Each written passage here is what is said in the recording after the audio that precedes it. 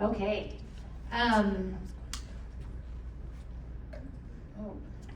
So, a couple weeks ago, I am who? I am Amber, and I'm from Salt Lake City, Utah. And Denise and I met on eHarmony. That's a story for another day. We're not here to talk about that. But we've been friends, I don't know what it's been, 15 years. Like, just God grabbed a hold of me and said, make this happen. And by her son, Neil, we made it happen, and it's all good. All good things. So, a couple weeks ago, I finished reading this book called The Let Them Theory. Has anybody heard of this? It's kind of some pop culture stuff happening.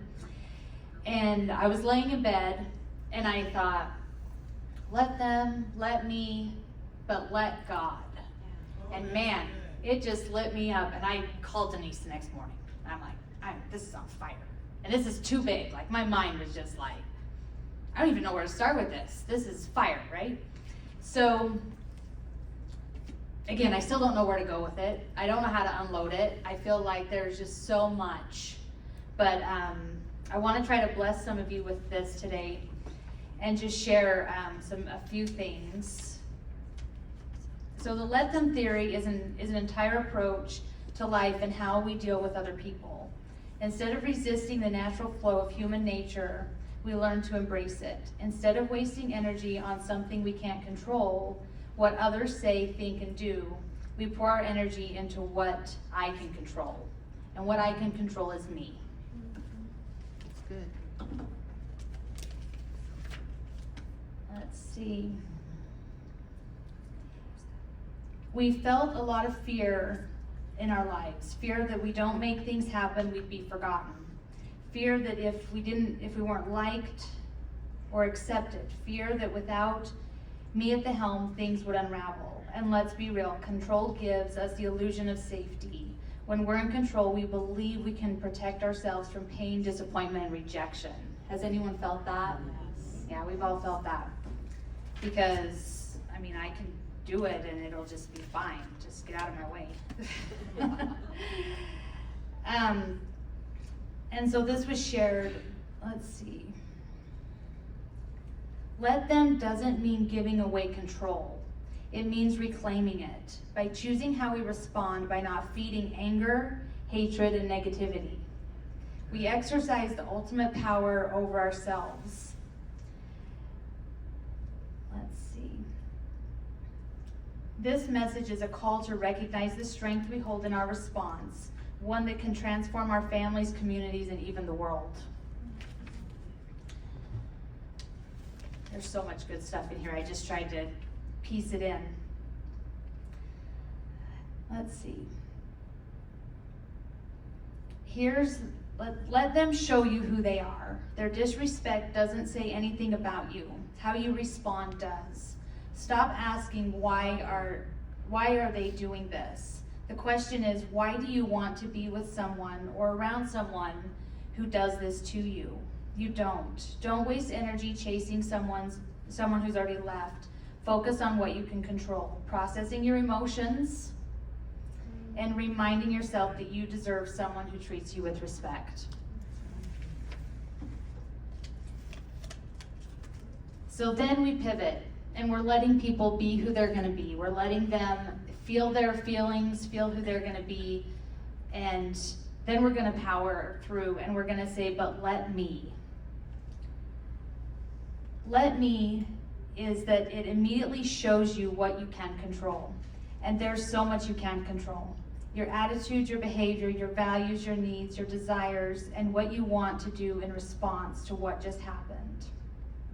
It's the opposite of judgment. Let me is all about self-awareness, compassion, empowerment, and personal responsibility. Your friends who went away aren't better than you, and you aren't better than them.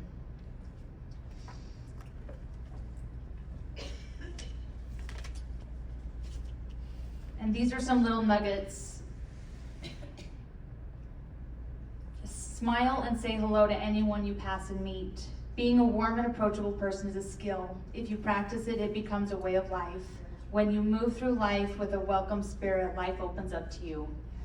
That's good. I had someone say to me at a catering event, they said, look at you, you're just smiling at everybody. And I'm like, I just made it a part of myself years ago. And it just becomes you. It's not something you have to work at or think about. So then we're going to move into, we're going to unlock the power of our influence. People are social creatures that are highly influenced and inspired by the people around them.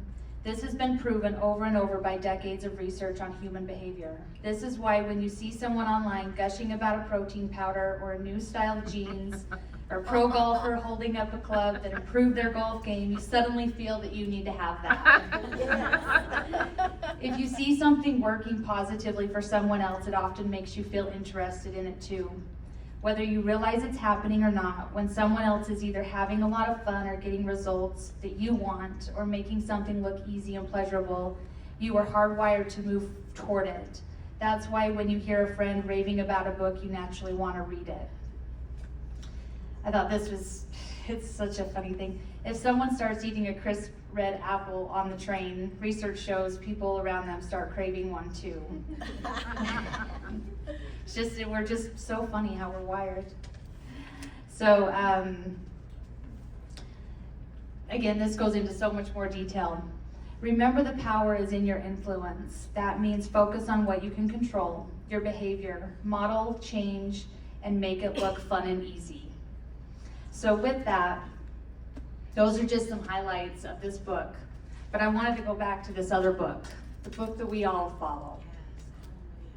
Let me get back to my notes.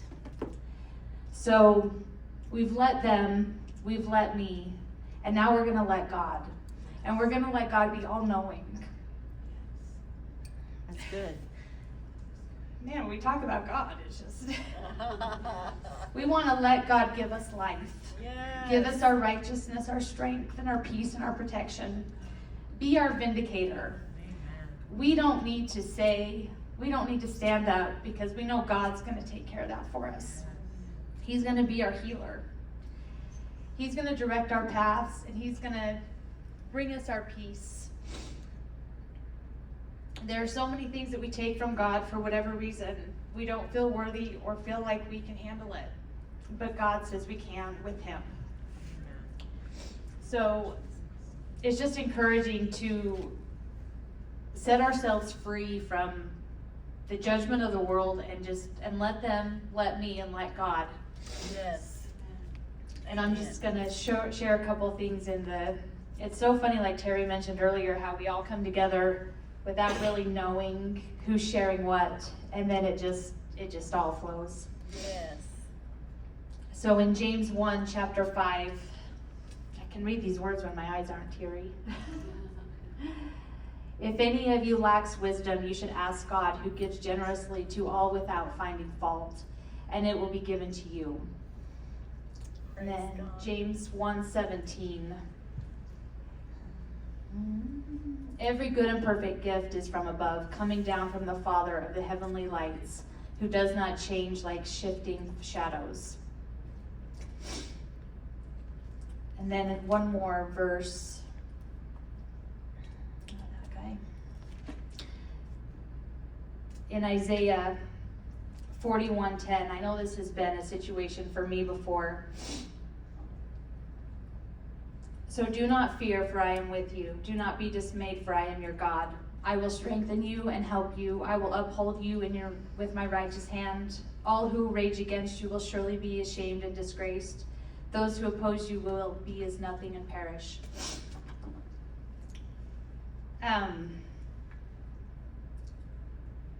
Going through this really set me free from a lot of things, but it also reminded me, like, God has our best interest at heart.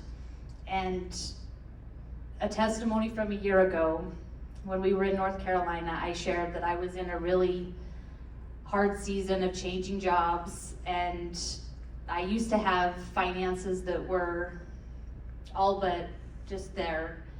And then I quit that job. God told me to quit that job on a plane, and I'm crying because I'm like, how am I going to tell my husband this? This is going to be a huge shift. And I told him, and I should have known then that he is my partner.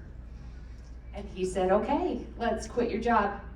But what I didn't realize is I had conditioned myself to spend money and give money and buy things, and so fast forward 3 years, I have $70,000 in debt. And I was just back and forth, God, come on, you gotta help me get this job, you gotta help me do this, where am I gonna do this, who's gonna take care of this? And he kept saying, I've given you this partner who loves you and cares for you. I'm like, but let's do a new plan. Let's not do that. Give me the next one. Just send me the check in the mail, I'll do whatever you need. Just let's not talk to Brian. We've been married 14 years, and when we first got married, I came into the marriage with a lot of debt, and he took care of it then. And I got really sick, and we went on a trip, and this whole time God's just saying, like, it's on my heart, you've got to tell Brian. And I'm like, I'm just going to file for divorce. Oh my God. That feels better. Oh. And I'll sell my car, like whatever, this is just not going to work. And so then we get home, and I said, I need to talk to you. And he said, okay. And I said, I am so sorry to do this to you. I know that when we got married, we weren't going to have debt, and I've done this, and I need to tell you this because I can't find a way out. Like, cards are maxed. I barely have a job. I can't do this. And he said, oh. And I'm like, oh? Like, I'm ready to fight. Like, I've got backup and I am ready. Like, you need to tell me. And he said, well, that's fine. We'll get this taken care of. It'll take a while, but we'll get it taken care of. And he was just grateful I wasn't going to tell him I had an affair. Here I had been feeling that I was just, that I may as well have. But fast forward, he takes care of it. And then I think he was thinking like maybe 12. He wasn't thinking like a brand new Toyota Sequoia. But so we get it taken care of. We lump everything into our line of credit on our house. And he has paid it. We have $12,000 left. Wow. And I share that because throughout last year, I couldn't get out of God's way for his blessing in my life. I couldn't miss an opportunity to raise money. I couldn't miss a job. I had people that were calling me, hey, I have this event, and I make great money when I do events. And, I've got this event, and now all of a sudden I've got 3 jobs. And I can't get out of the way. And then it's really taught me to be more self-aware. Like, instead of maybe buying all 3 colors of a shoe, maybe I just buy one, make sure I like it, and then maybe we buy the rest later. And I'm still working through that stuff. Brian is like, what's this on the credit card? And I want to lash out and be like, leave me alone. I work. But I have to remember, he's just trying to protect us. Yes. And it's just such a testament to God. If he was like, if you do it this way, it will be better. Yes. It'll be better than being divorced. It'll be better than having someone out of the blue give you this money that now you feel like you owe to them. And it just was another testament of how good God is when he brought Brian into my life. Yes. So, awesome. In closing with that, I just want to share this and hope it blesses your lives. In Numbers 6:24, the Lord bless you and keep you. The Lord make his face shine on you and be gracious to you. The Lord turn his face towards you and give you peace. And so I guess now I have 3 of these books to bless someone's life. So if you would like a copy of this, if you'll raise your hand, I'll bring them over to you.